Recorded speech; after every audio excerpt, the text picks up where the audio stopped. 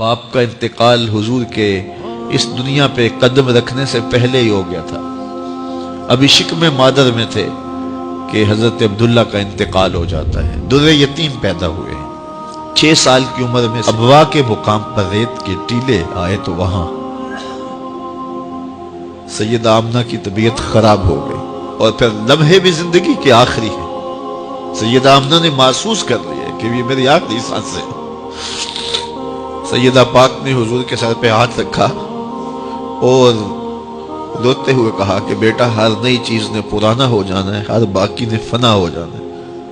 میں بھی جا رہی ہوں وذکر باق و ولدت طہرا، لیکن میرا ذکر نہیں مٹے گا، اس لیے کہ تیرے جیسا ستھرا بیٹا چھوڑ کے جا رہے ہیں.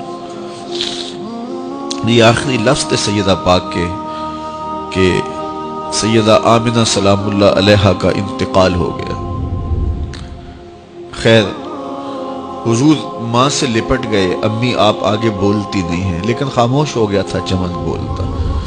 حضور نے وہی پھر اپنی ماں کی تدفین کی. تدفین کے بعد ام ایمن کے ساتھ سواری پر بیٹھ جاتے ہیں اور چمٹ جاتے ہیں ام ایمن کے ساتھ، اور وہ جا کے حضرت عبد المطلب کے سپرد کر دیتی ہیں. تو حضرت عبد المطلب حضور کو آغوش میں لے کے بڑا روئے اور ام ایمن سے کہا کہ میرے اس بیٹے کا تم نے خاص خیال رکھنا ہے. اور پھر انہوں نے اتنا خیال رکھا کہ میرے حضور فرمایا کرتے تھے ام ایمن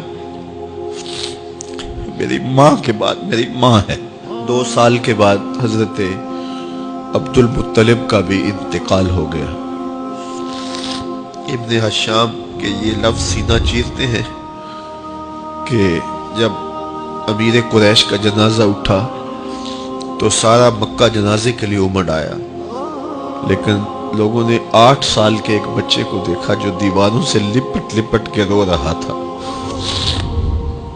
آج یہ سہارا بچھن گیا تھا. پھر چچا کی کفالت میں آئے. پھر ایک وقت آیا کہ وہ بھی اس دنیا کو چھوڑ گئے، اور اسی سال حضور کی اہلیہ کا انتقال بھی ہوا، اور اس سال کا نام عام الحزن، دکھوں کا سال رکھا. اہل مکہ نے جو سلوک کیا وہ کسی سے بھی مخفی نہیں ہے. پتھر مارے، گڑھے کھودے، کانٹے بچھائے، اجریاں ڈالی، اپنے گھروں کے کوڑے لا کے حضور کے گھر کے سامنے رکھ دیے.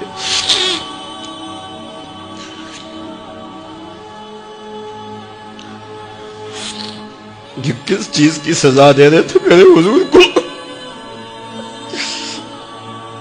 میرے حضور علیہ السلام نے پھر طائف کا سفر کیا کہ شاید وہ لوگ میری بات کو سن لیں، لیکن انہوں نے جو دردناک سلوک کیا وہ بھی تاریخ کا ایک انتہائی دردناک باب ہے. انہوں نے اوباشوں کے ہاتھوں میں پتھر دیے اور جس راستے میں میرے حضور نے گزرنا تھا ان کو اس راستے پہ کھڑا کر دیا اور کہا ان پہ سنگ زنی کرو. اور وہ آقا کریم پہ پتھر مارتے، حضور کے پاؤں پہ پتھر مارتے. آقا کریم علیہ السلام پاؤں اٹھاتے تو وہ دوسرے پاؤں پہ مارتے. پھر حضور شدت درد سے بیٹھ جاتے تو ان کے 2 گھنڈے دائیں بائیں سے آگے بڑھتے اور حضور کو کندھوں سے پکڑ کے اٹھاتے، پھر سنگ باری کرتے.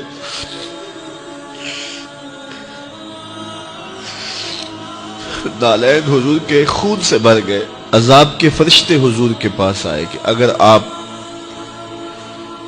بد دعا بول دیں تو ابھی ہم ان پہاڑوں کو جوڑ دیتے ہیں اور یہ طائف کے لوگ پس جائیں گے ان پہاڑوں کے درمیان.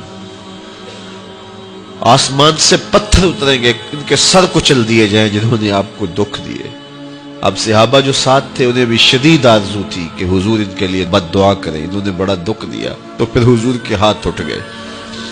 صحابہ کا خیال یہ تھا کہ ابھی حضور کی زبان کھلے گی اور بد دعا کے لفظ نکلیں گے اور یہ پیس دیے جائیں گے.